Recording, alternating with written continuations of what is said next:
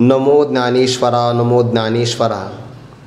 निवृत्ती उदारा सोपानदेवा। मुक्ताबाई नमो त्रिभुवन पावनी। आद्यत्रय जननी देवांची चयांची केलिया स्मरण। होय सकळ विद्यांचे अधिकरण।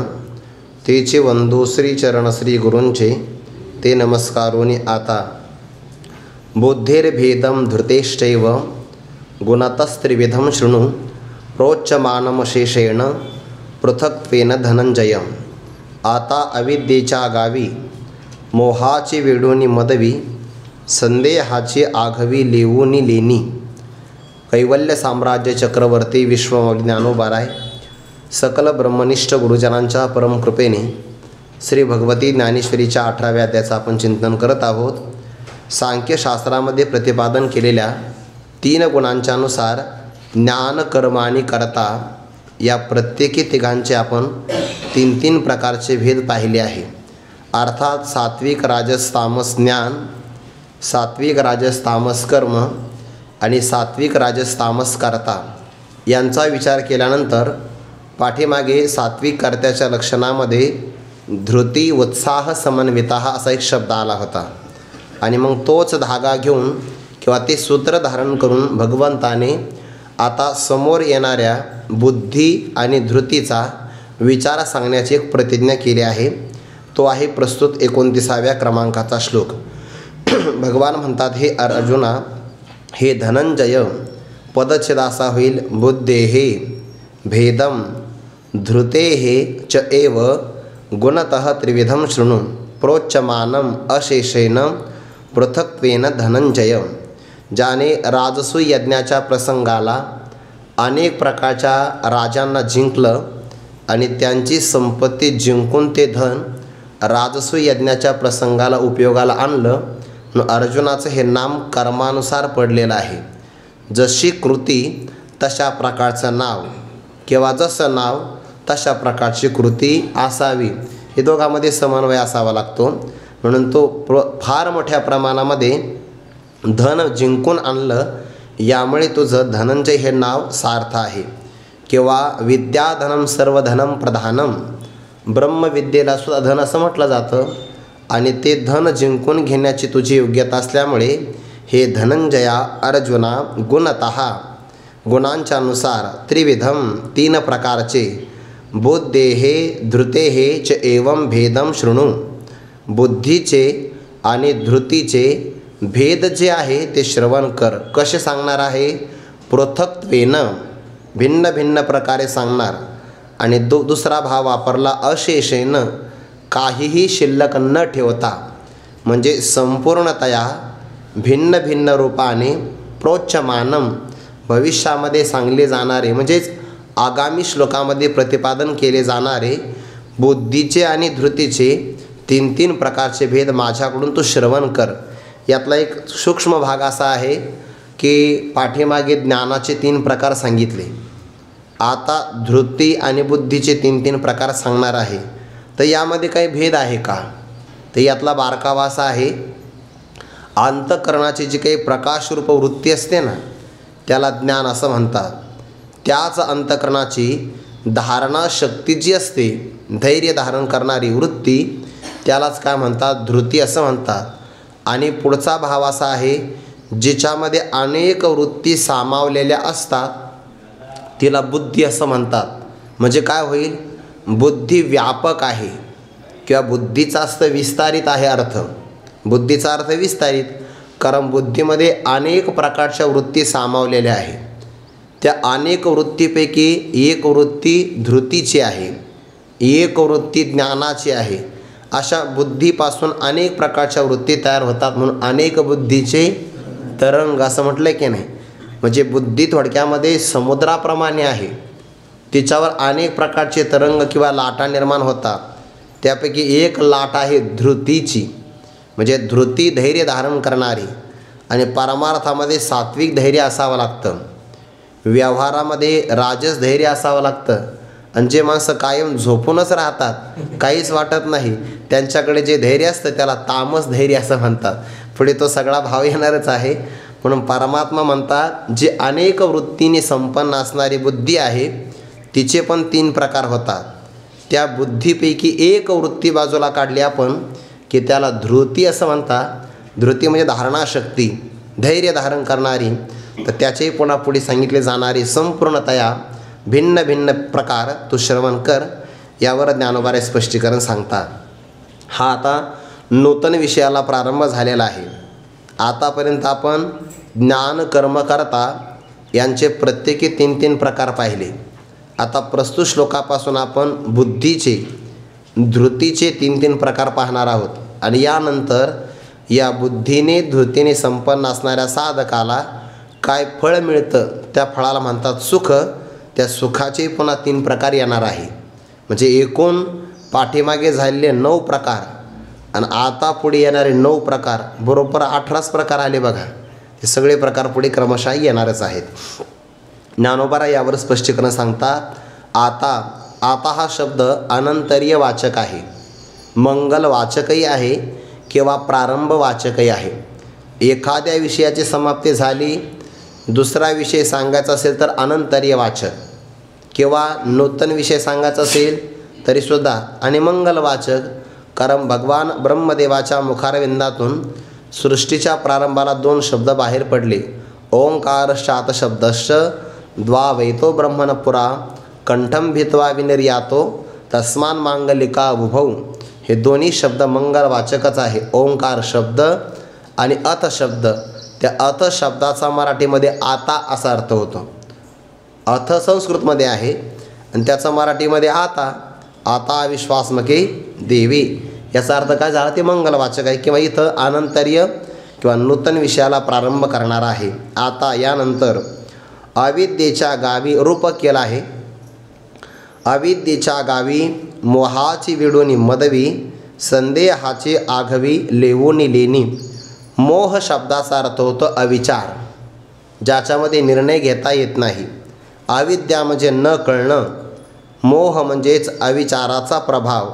आणि संदेहामध्ये कधीकधी 2 भाव असतात, रज्जूच आहे का सर्प आहे. हा झाला द्विकोटिक. कधीकधी तर चतुष्कोटिकही संशय निर्माण होऊ शकतो. संदेह म्हणजेच काय, संशय आहे की नाही या संबंधाने गोंधळ, त्याला म्हणतात संदेह. रूपक केला आहे. एखादं गाव असावं, त्या गावामध्ये एखादी व्यक्ती राहणारी असावी, त्या व्यक्तीने वस्त्र परिधान करावं. मनुष्य वस्त्राने शोभून दिसतो हे खरंच आहे, पण त्याहीपेक्षा जास्त तो अलंकाराने शोभून दिसतो.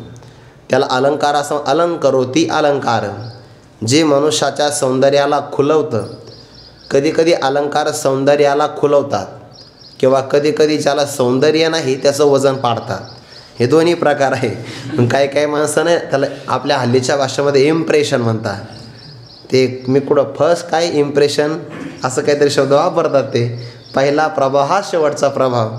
तर ज्याला सौंदर्य नाही त्यालाही अलंकार सौंदर्य प्रदान करतात.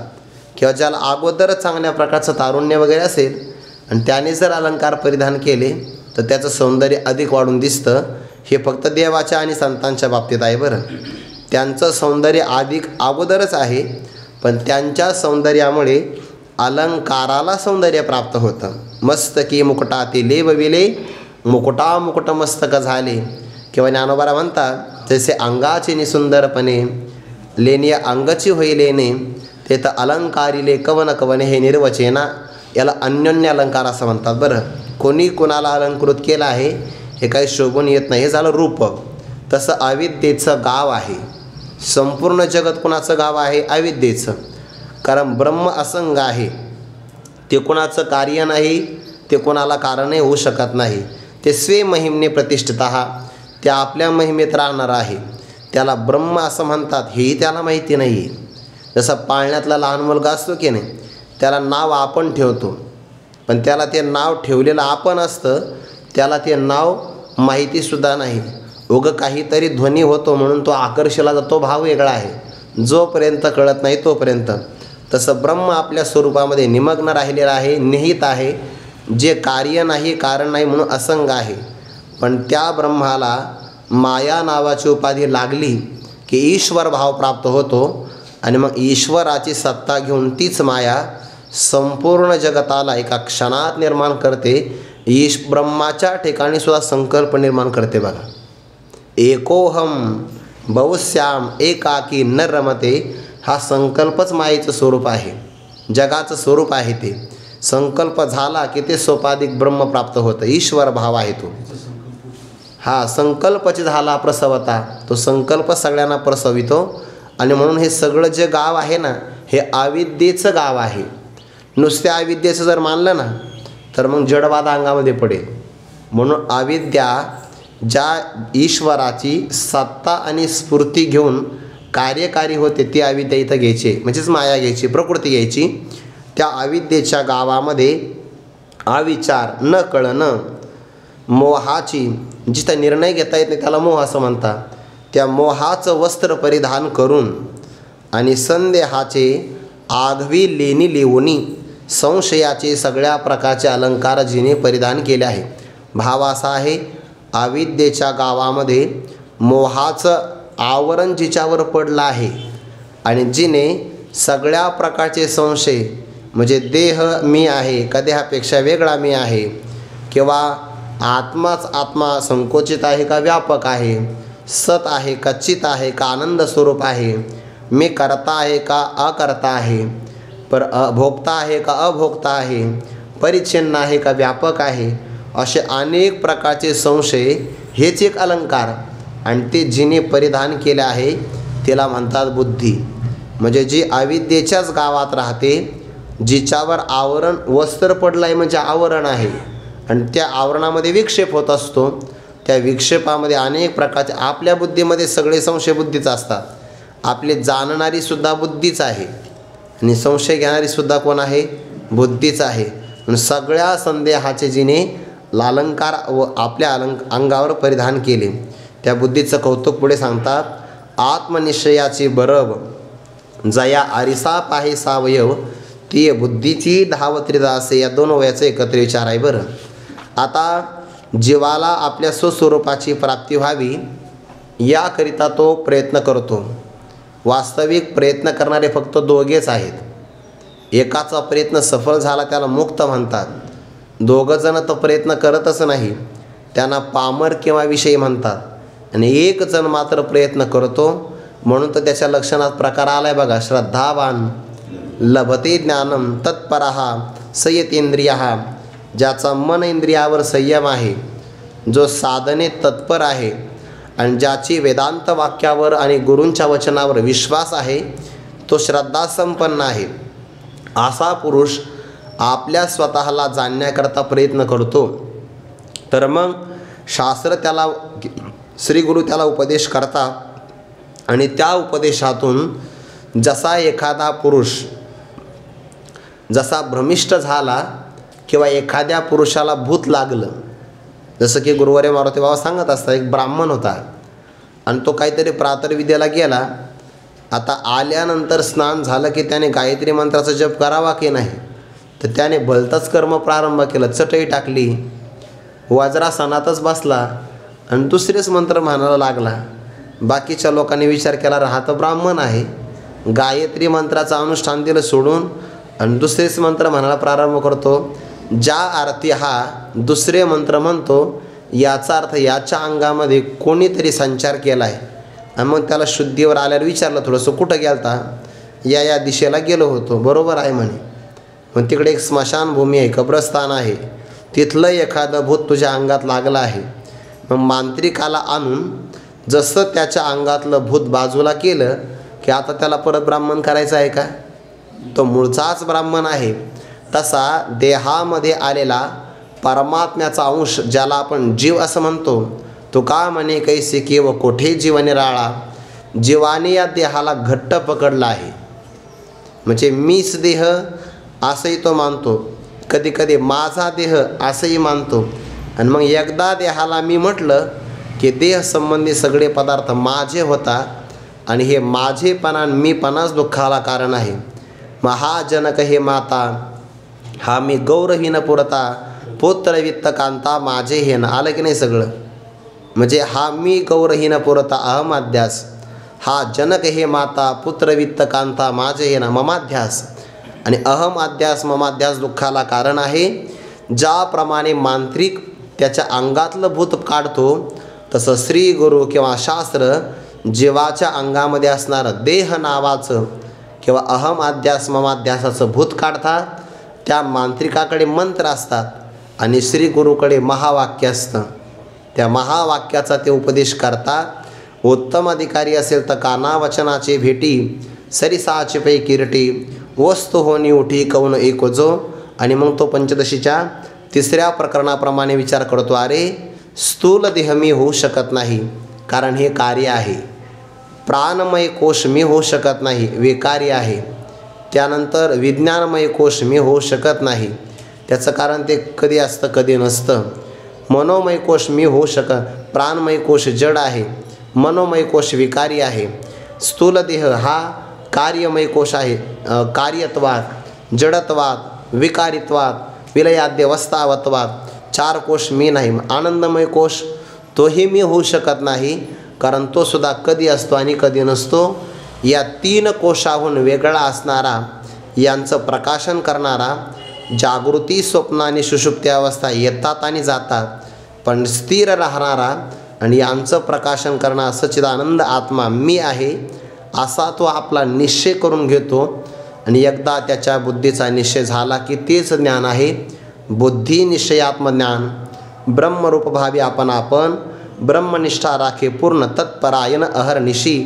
अशा आपल्या स्वरूपाचा, आपल्या आत्मनिश्चयाचा बरवा म्हणजे चांगुलपणा, चांगल्या प्रकारचा निश्चय. जया आरिसा पाहे सावयव, ज्या आरशामध्ये हा निश्चय सावयव म्हणजे पूर्ण रूपाने पाहिला जातो. याचा भाव असा आहे की जर आपल्या आत्मस्वरूपाचा निश्चय पाहिला असेल तर बुद्धी आरशाप्रमाणे स्वच्छ लागते. जसं आरसा स्वच्छ असेल तर त्यामध्ये आपल्याला आपलं प्रतिबिंब पाहता येतं, तसं जर बुद्धी सात्विक आहाराने शुद्ध असेल तर त्या शुद्ध बुद्धीमध्ये आपल्याला आत्मज्ञान प्राप्त करून घेता येतं. वास्तविक तर आत्मज्ञान देहाकरता नाही, देह जड आहे. आत्म्याकरता आत्मज्ञान नाही, तो तर ज्ञानस्वरूपच आहे. मग आत्मज्ञान कोणाकरता आहे? आपल्या बुद्धीकरता, आपल्या चित्ताकरता, आपल्या अंतकरणाकरता किंवा मनाकरता. सगळे शब्द एकच आहे. सगळा परमार्थ आपण बुद्धी चित्ता मनाकरता करत असतो की नाही. आणि ते चित्त मन बुद्धी जर शुद्ध असेल तर अशा शुद्धीमध्ये, शुद्ध बुद्धीमध्येच म्हणून तर विचारसागरात आहे ना, बुद्धी जाणे आणि न जाणे ही त्यास तो अपार शुद्ध परमात्मा मीची असे. म्हणजे मग बुद्धी जाणे आणि न जाणे असे 2 शब्द का वापरले? तर आरशाप्रमाणे बुद्धी असेल तर जाणे आणि मलिन बुद्धी असेल तर कधीच न जाणे. शिकविणारे बिचारे रिटायर होतात पण हा त्याच वर्गात राहतो. काही काही विद्यार्थी असतात बघा, त्यांचे ते म्हणजे सामान्य व्यक्तीला पंचवार्षिक असते पण त्याचं तसं नाही. त्याचे वर्षानुवर्ष ते बाकडं ठरलेलंच आहे त्याचं. तो किती विद्यार्थी येतात जातात पण बिचारा तो काही त्याचं ते टेबल बेंच सोडत नाही. शाळा नूतन होती, त्याची जागा बदलत नाही. तसे काही काही बुद्धी अशुद्ध बुद्धीची असेल तर श्रीगुरु थकतात पण बिचारा काही मी ब्रह्म आहे असं म्हणत नाही. मग त्याच्याकरता त्याला साधना आहे बरं सांगितलेली. परमार्थ बाबा सांगत असं स्वामी महाराजांचं वाक्य, परमार्थ हा विचाराचा आहे. परमार्थ म्हणजे धांगडधिंगा नाही आहे. आपली प्रवचनं कीर्तनं हे सगळे शांत रसाने संपन्न आहेत. जेव्हा याच्यामध्ये ना दुसऱ्या प्रकारचे रस कालवले जातात नाही, हे हास्यरस किंवा बीभत्स रस, शृंगार रस काढले जातात ना, तेव्हा अध्यात्माचा मूळ हेतू त्यामध्ये प्राप्त होऊ शकत नाही. म्हणून शांत रसाचे भरिते की शांताची आघरा अद्भुत आला आहे पाहुण्याला. एकच अध्यायापर्यंत आला बरं. शांत रसाच्या घरामध्ये अद्भुत रस पाहुणा म्हणून आला पण फक्त 11व्या अध्यायामध्ये. एरवी हे सगळं शांत रसाचंच घर आहे. पाहुणा येत असतो जात असतो. आणि म्हणून शुद्ध स्थिर स्वच्छ बुद्धी असेल तर त्याला आरसा म्हणतात. ज्ञानोबा म्हणतात आत्मनिश्चयाची बरव किंवा चांगुलपणा. ज्या आरशामध्ये संपूर्ण मूर्तिमान पाहिला जातो म्हणजे तो आरशामध्ये सांगतो की मी ब्रह्मच आहे. असा एकदा त्याच्या बुद्धीचा निश्चय झाला की बस जीवनाची कृतकृत्यता आहे. आता त्याने एकदा जाणलं मी देह होऊ शकत नाही तर त्याला दुःख होईल पण पहिल्यासारखे होणार नाही. महात्म्यामध्ये हाच तर फरक आहे ना. सामान्य पुरुषाकडूनही चुकीचं कर्म घडतं तर त्याला खंत राहते, आणि महापुरुषाकडून प्रारब्धाने घडतं बरं चुकून. प्रारब्ध त्यांच्या करण्यामधून जर त्रैलोक्याचा घात झाला तरी पण त्यांना मात्र ती खंत वाटत नाही, त्यांच्या चित्तामध्ये खंत होत नाही. मग मेरूपासून थोरे देह दुःखाचिनी डोंगरे, दाटी जोपा परी भारी चित्त न दाटे. हा फरक आहे. एखादा पुरुष ज्ञानी आहे, महात्मा आहे, कशावरून कळायचं? काही नाही, त्याच्या प्रसन्नतेवरून कळून येतं.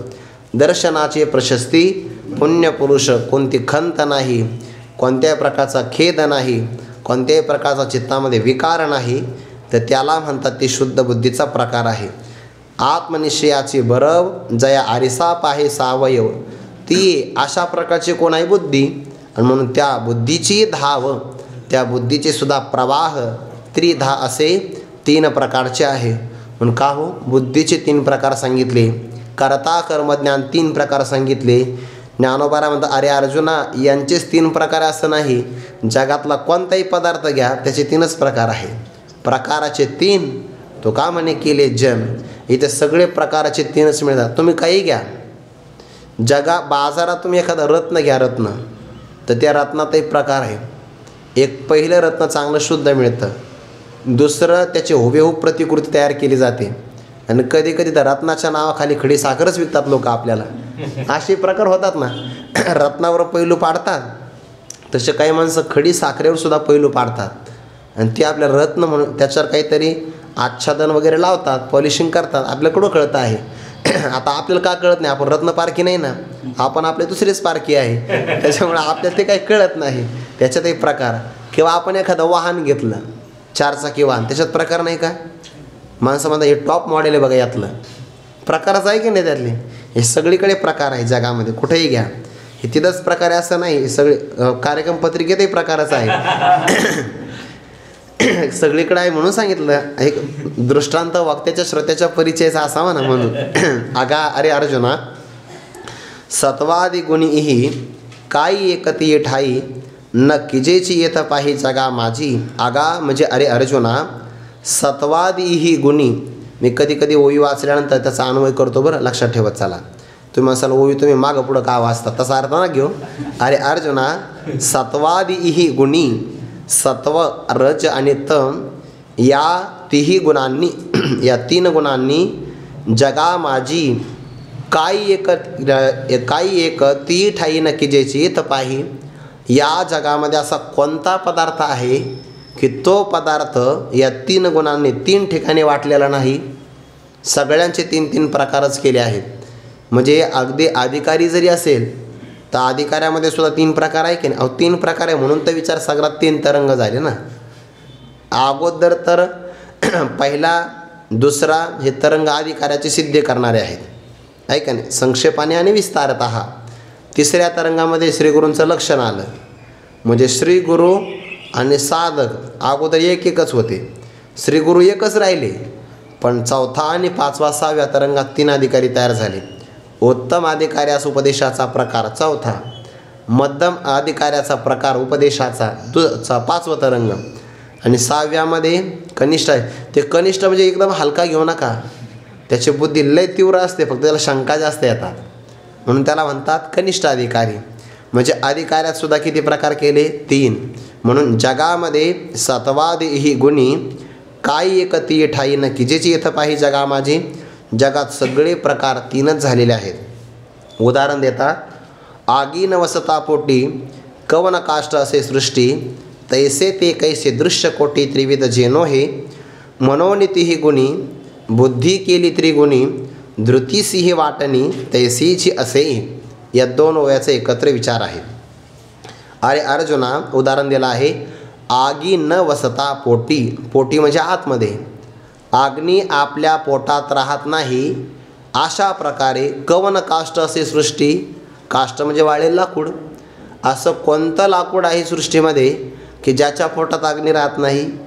सगळ्या लाकडामध्ये अग्नी आहे, सामान्य रूपाने विद्यमान आहे. घर्षण झालं तर मग विशेष रूपाने. म्हणजे जगात असं कोणतं तरी तुम्हाला लाकूड आणता येईल का की ज्याच्यामध्ये अग्नी नसेल? तसं जगातला असा एखादा पदार्थ आणता येईल का की ज्यामध्ये 3 प्रकार नसेल? सगळीकडे आहे. तैसे त्याप्रमाणे ते कैसे दृश्य कोटी, कोटी म्हणजे प्रकार बरं, आणि दृश्य म्हणजे पाहिले जाणारे पदार्थाचे प्रकार.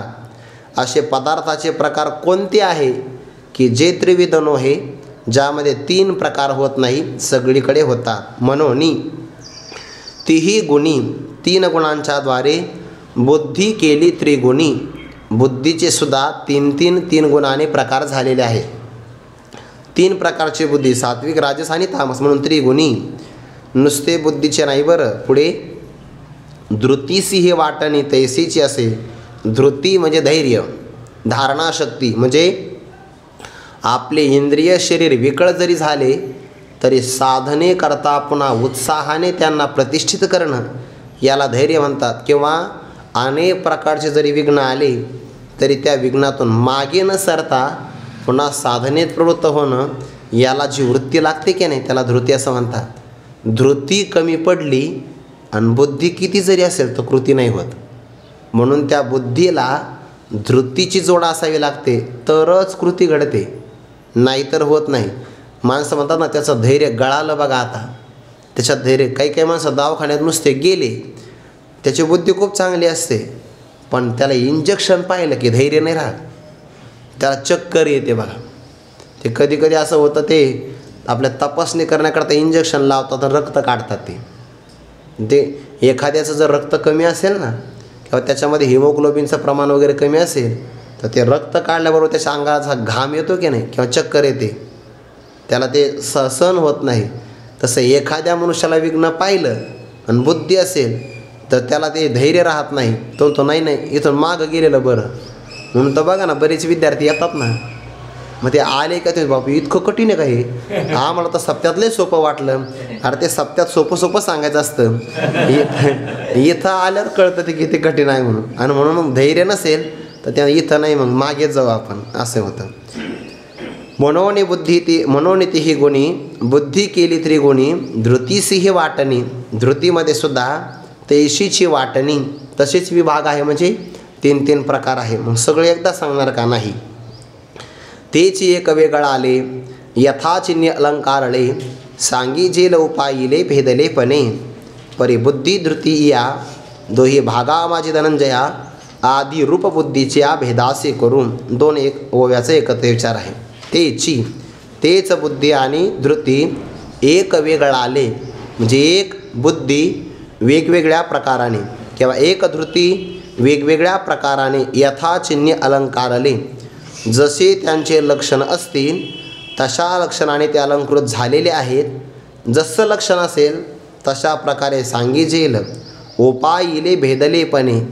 भिन्न भिन्न प्रकाराने सांगण्याचे आम्ही काय केले आहे, प्रतिज्ञा आरंभ केला आहे. उपायिले म्हणजे आरंभ केला आहे, आणि म्हणून भिन्न भिन्न लक्षणाने आम्ही तुला सांगणार आहे. परंतु बुद्धी धृतीयया, बुद्धी आणि धृती जी अनेक वृत्तीचे आहे तिला म्हणतात बुद्धी, आणि त्यातली धैर्य नावाची वृत्ती बाजूला काढली एकच फक्त, त्याला काय म्हणतात धृती. फरक फक्त ध्यानात ठेवायचा. बुद्धी धृती या दोही भागा माझी, या दोन्ही भागांच्या मध्यंतरी हे धनंजया आधी बुद्धीच्या भेदासी रूप करू. सर्वात पहिल्यांदा आम्ही बुद्धीचे जे काही भेद आहे त्या भेदाचं स्पष्टीकरण करू. म्हणजे बुद्धीमध्ये सात्विक राजस तामस प्रकारचे होता. पहिल्यांदा बुद्धी सांगणार, नंतर धृती सांगणार आहे. हा क्रम आहे सांगण्याचा. ज्ञान कर्म करता हे सांगत असताना पहिल्यांदा ज्ञान सांगितलं बघा. दिठ्ठी जरी चोख कीजे भलतेही चोख सुजे, तसे ज्ञाने शुद्ध लाईजे सर्वही शुद्ध. म्हणून पहिल्यांदा ज्ञान सांगितलं. आता इथे सुद्धा पहिल्यांदा बुद्धी सांगणार आहे, कारण बुद्धी चांगली असेल तर मग ती सगळ्या प्रकारचं धैर्य कार्य करू शकते. आधी रूपबुद्धीची भेदासी करू. सगळं बुद्धीवरच अवलंबून आहे बरं, सगळं बुद्धीवर. अंतकाळामध्ये त्या असं म्हटलं आहे, एखाद्या पुरुषाचा जेव्हा नाश व्हायचा असतो की नाही, जब नाश मनुष्य पर चाहता है तो विवेक पहिले मर जाता है, असं म्हटलं आहे. जेव्हा एखाद्याचा मनुष्याचा नाश जवळ येतो ना, तर पहिल्यांदा त्याच्या बुद्धीचं हरण होतं, त्याची बुद्धी संपुष्टामध्ये येते. आणि एकदा बुद्धी संपुष्टामध्ये आली तर मग बुद्धी नाशात प्रणश्यती, त्याचा प्रकर्ष करून नाश होतो. म्हणून बाकीचं एखादा अवयव कमी असेल तरी चालेल, फक्त बुद्धी नष्ट होऊ नये. म्हणून बुद्धीचं बळ असावं. अंतकाळामध्ये बुद्धी चांगली असावी. हा चेतनावर्ग आगवा मरणी दिसे टवटवा असं म्हटलं आहे की नाही. म्हणून अंतकाळात बुद्धी चांगली असावी आणि त्या बुद्धीला प्रसन्न करणारा अग्नी चांगला असावा. अग्नीचं साह्य नसेल तर मग सगळी बुद्धी इंद्रिय असूनसुद्धा काही उपयोगाची पडत नाही. म्हणून भगवंताला कायम प्रार्थना करावी. दुर्बुद्धी ते मना कदानुपजो नारायणा. सगळं बुद्धीवर अवलंबून आहे. पहिल्यांदा बुद्धीचे अभेदासी रूप करून, का बरं त्याचं कारण, तरी उत्तम मध्यम निकृष्टा संसारासी गा सुबटा प्राणिया येतिया वाटा तिन्ही आथी. जे करणीय दुसरा पाठ आहे, जे अकारण तिसरा पाठ आहे, जे अकरणीय. असे 2-3 पाठ आहे इथं. जे करणीय काम्य निषिद्ध ते हे मार्ग तिन्ही प्रसिद्ध संसार भय संबंध जीवायया. दुसरा पाठ आहे संसार भये सबाध जीवायया. या ओळीमध्ये बरेच पाठभेद आहे बरं. अंतिम ओळीमध्ये उत्तम मध्यम निकृष्टा. निकृष्ट म्हणजे कनिष्ठ. संसाराला जे प्राणी येतात ना, संसाराला म्हणजेच काय, जन्माला आणि मरणाला. संसार म्हणजे हा संसार घ्यायचा. व्यवहारातला संसार ही आपली केलेली व्याख्या आहे, ती इथं नाही लावायची. संसार हा पारिभाषिक शब्द आहे. पुनरपि मरणम पुनरपि मरणम पुनरपि जननम पुनरपि मरणम पुनरपि जननी जठरे शयनम इह संसारे. याला संसार म्हणतात. किंवा ज्ञानोबारीची व्याख्या काय आहे, अगा उपजने आणि निमने हे 7 जे का मानणे तो जीवलोक मी म्हणे संसार हन. ही संसाराची व्याख्या आहे. थोडक्यामध्ये जन्माला येणं आणि मरणाला येणं याला म्हणतात संसार. मग या संसाराला जे प्राणी जीवात्मे येतात ना, ते 3 मार्गाने येतात. कोणते, काही उत्तम मध्यम आणि निकृष्टा. संसाराशी गा सुबटा प्राणिया येतिया वाटा. प्राणी संसाराला येतात, त्यांच्या या 3 वाटा प्रसिद्ध आहेत बघा. प्राणिया येता वाटा तिन्ही आथी. 3 मार्गाने येतात. काही उत्तम असतात, काही मध्यम असतात, काही निकृष्ट असतात. आयुष्य गेलं तरी मनुष्य देहाचं प्रयोजनच कळत नाही. निकृष्ट आयुष्य गेलं तरी कळत नाही, संपूर्ण आयुष्य जातं बघा. काही लोकांना गाव आणि घर सोडून दुसरं काही माहिती नसतं, बस तिथंच. काही लोकाला फार पुण्याचा जर एखादा अंश उदयाला आला तर कुठेतरी मिळतं त्यांना ऐकायला चांगलं, पण योग्य वेळ आला की ते मात्र संधी सोडून देतात. आणि थोडेच असे असतात, मनुष्यानाम सहस्रेषु कष्टित येतते सिद्धये येततामपि सिद्धानाम कष्टिन माम व्यति तत्वतः समात्मा सुदुर्लभः. हा मात्र उत्तम आहे त्यातला. म्हणून जे 3 प्रसिद्ध मार्ग आहेत ते हे आहेत. कोणते कोणते कर्माचे मार्ग आहे बरं. एक आहे इथला, जर दुसरे पाठ जर आपण घेतले, अकरणीय म्हणजे विहित कर्म न करणं किंवा विहित कर्माचा परित्याग करणं, असं एक अर्थ होईल. काम्य म्हणजे विशिष्ट फलाकरताच कर्म करणं. आणि निषिद्ध म्हणजे शास्त्राने जे करू नका म्हणून सांगितलं ते कर्म करणं, याला निषिद्ध कर्म असं म्हणतात. आणि आता अकरणीय पाठ घेतला आपण, आणखीन एक पाठ घेतला पाठभेद. जे करणीय शास्त्राने आपल्याला विहित निष्काम कर्म करायचं सांगितलं ते केलंच पाहिजे आपण, ते झालं नित्यनैमित्तिक करणीय कर्म. विशिष्ट फलाकरता केलं जाणारं काम्य कर्म. निषिद्धता आपल्याला माहिती आहे चुकीचं कर्म. हे 3 ते हे मार्ग तिन्ही प्रसिद्ध. हे 3 मार्ग प्रसिद्ध आहे. यातून होतं काय, आता उत्तरार्धातला पाठभेद जर घेतला तर संसार भये सबाध जीवाय. हे 3ही मार्गाने सुद्धा काय होतं, संसाराचं भयच प्राप्त होतं. म्हणून सबाध हे दोषयुक्त मार्ग आहे. सबाध पाठ घेतला तर दोषयुक्त मार्ग असा अर्थ होईल. आणि संसार भय संबंध असा अर्थ घेतला तर खंदरकर महाराजांनी याचे 3 अर्थ केले आहे. एक आहे, जर आपण काम्य कर्म केलं करणीय कर्म केलं तर संसार आहे, काम्य कर्म केलं तर भय आहे. नाही, काम्य कर्म केलं तर भीती आहे, निषिद्ध कर्मामध्ये संसार आहे, आणि करणीय विहित कर्म जर अंतःकरण शुद्धीनं केलं तर मोक्षाशी संबंध आहे. असे त्यांनी 3 अर्थ केले होते. कदाचित थोडंफार मागं पुढे येऊ शकतं. पण व करणीय कर्म केलं विहित कर्म तर मोक्षाशी संबंध, काम्य कर्म केलं तर संसाराची प्राप्ती म्हणजे जन्माची प्राप्ती, आणि निषिद्ध कर्म केलं तर भीतीची प्राप्ती नरकाची. बरोबर लागलं बघा. फक्त क्रम थोडा मागं पुढं होईल.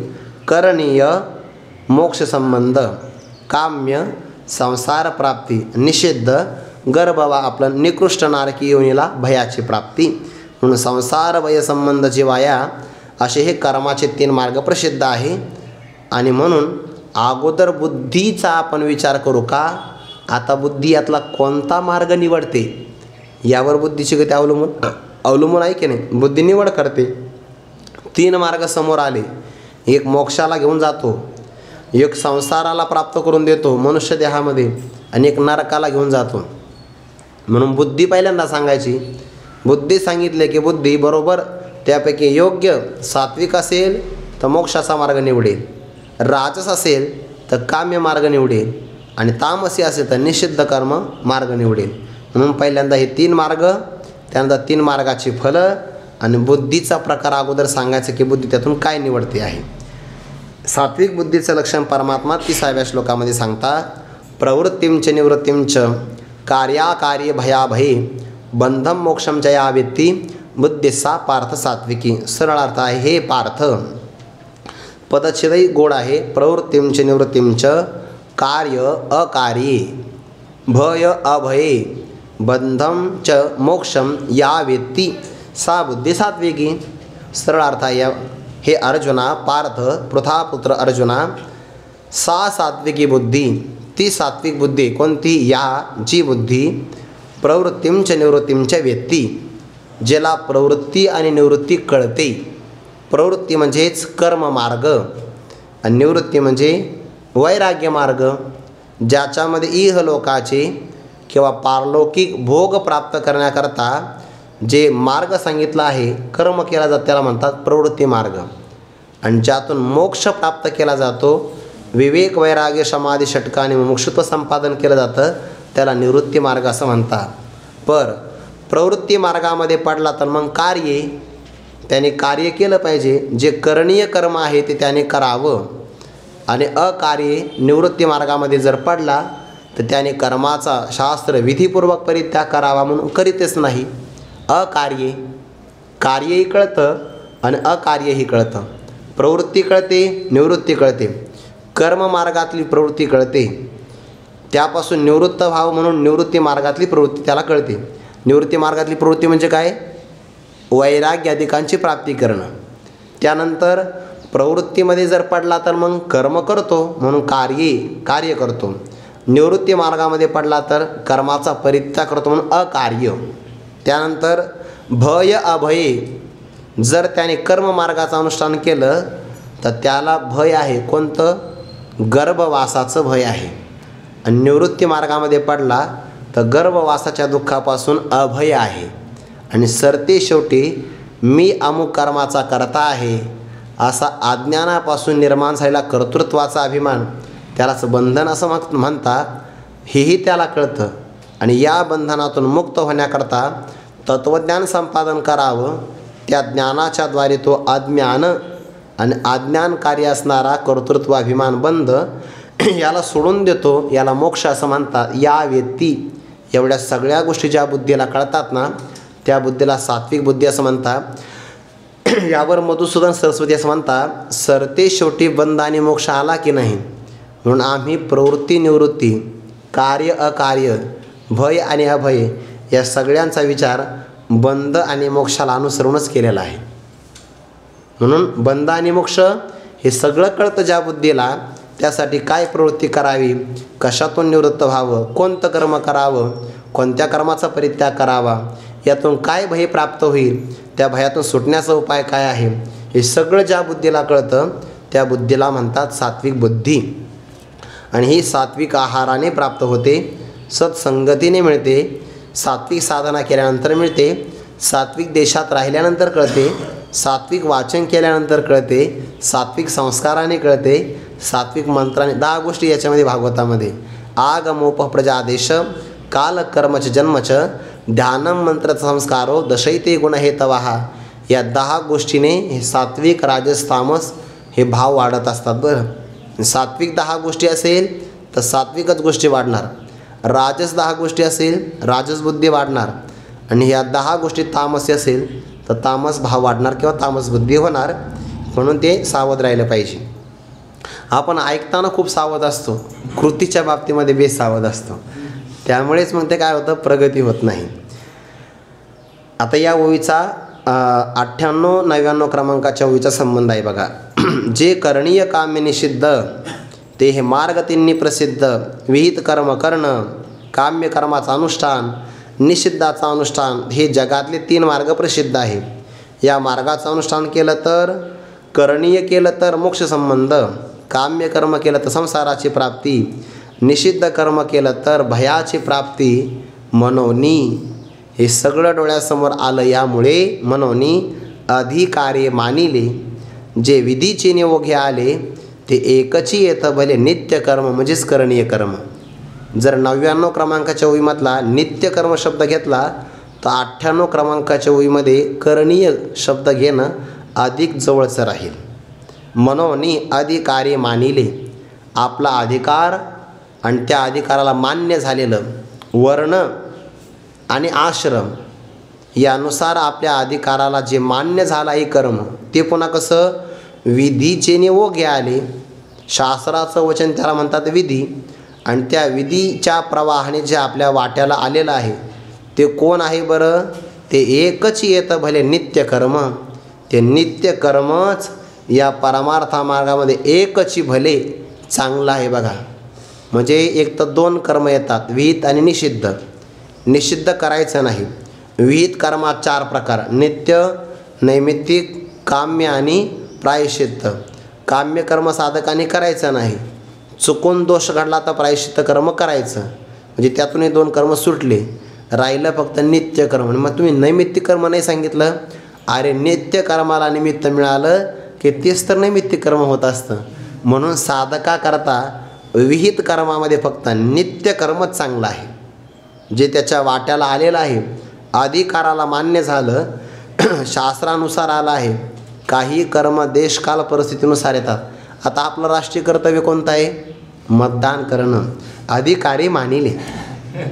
18 वर्ष वय झालं की नाही, मग आपल्याला अधिकार मिळाला ना त्याचा. अधिकारी सांप्रत काळात हेच घ्या, जे विधीचे नियोगे आले, पण शास्त्रानुसार वर्ण आणि आश्रम यानुसार आणि आपला कोणत्या कर्मात अधिकार आहे त्यानुसार जे आपल्या वाट्याला आलं ते एकची येतं बरे.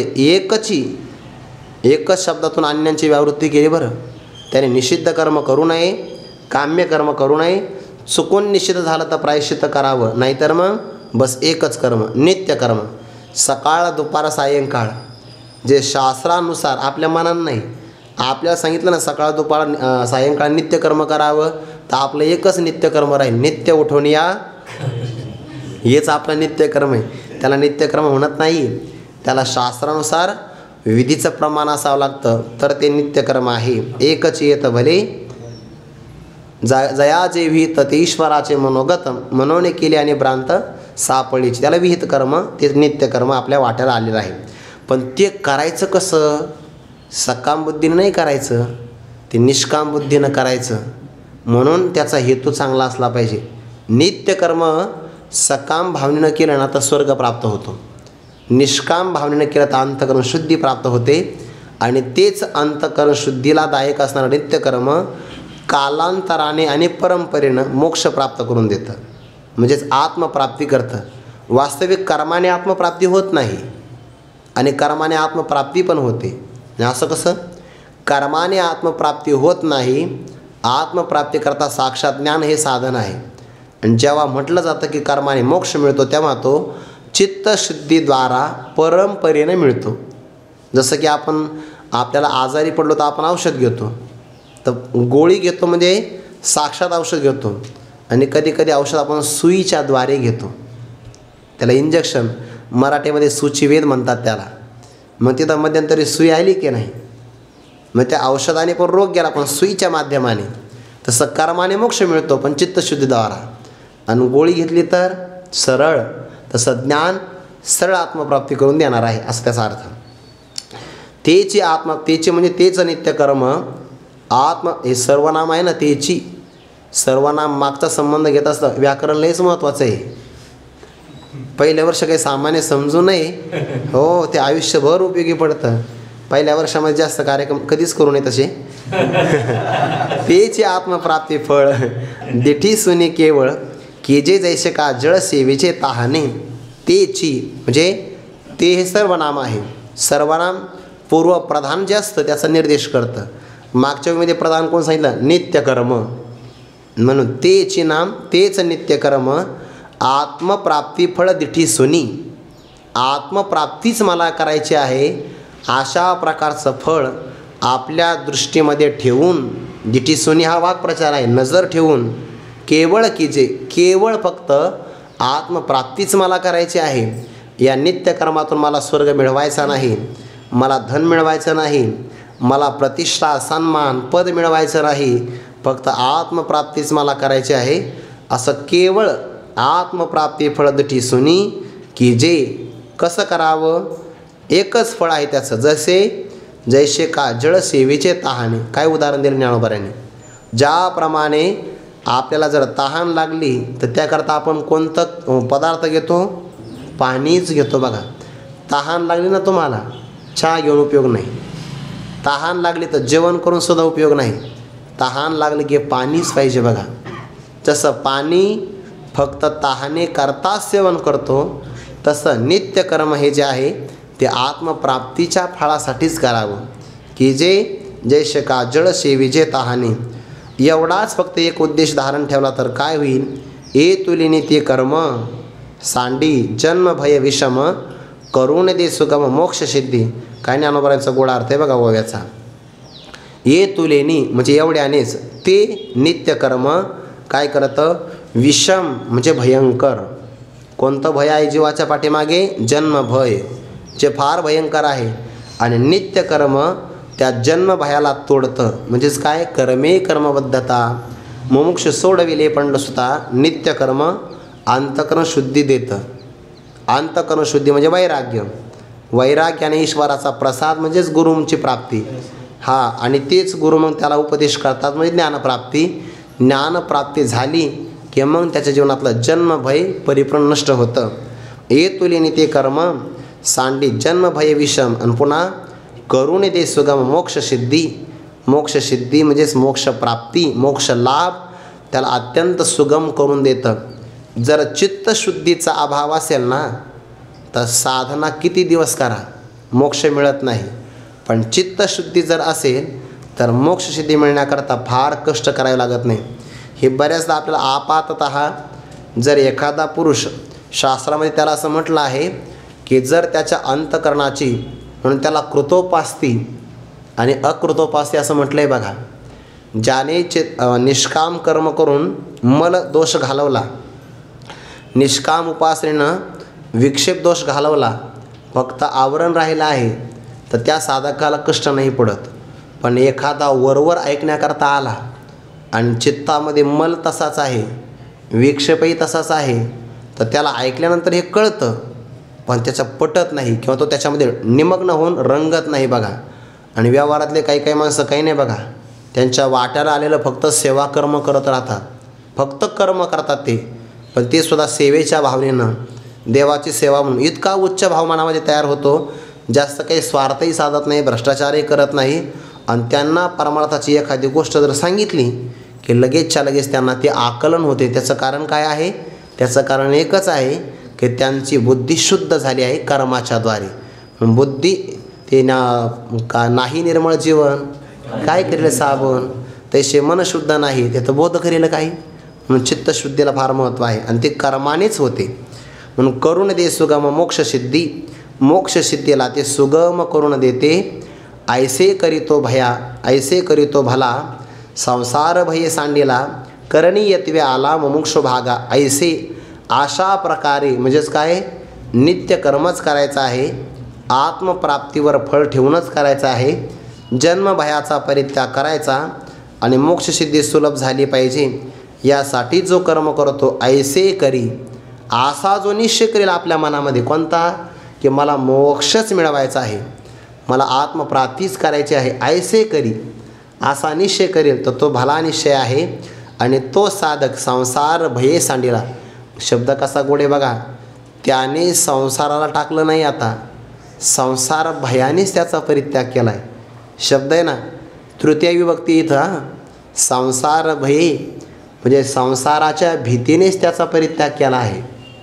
त्याने नाही संसाराला सांडला. आता संसार म्हटला की बुवा आपल्या काही उपयोगाचा नाही, कुठं याच्या मनात राहता आपण निघून गेलेलं बरं. मग संसार भये सांडिला आणि करणीयत्वे तो कर्म चांगल्या प्रकारे करत असल्यामुळे मुमुक्षु भागा आला. ज्याला मोक्ष प्राप्तीची अपेक्षा असते त्याला मोक्ष असं म्हणतात. आणि मुमुक्षु भागा म्हणजे मुमुक्षुच्या अधिकाराला तो करणीय कर्म करण्यामुळे सहज प्राप्त झाला. आता हा त्याचा अधिकार आहे आणि तिथं बुद्धी कशी त्याला प्राप्त होते तो विचार आपण उद्या पाहू. पुंडलिक वरदारी विठ्ठल श्री ज्ञानदेव तुकाराम मौली ज्ञानेश्वर महाराज की जय. जगद्गुरु तुकाराम महाराज की जय. जोग महाराज की जय. ज्ञानदेव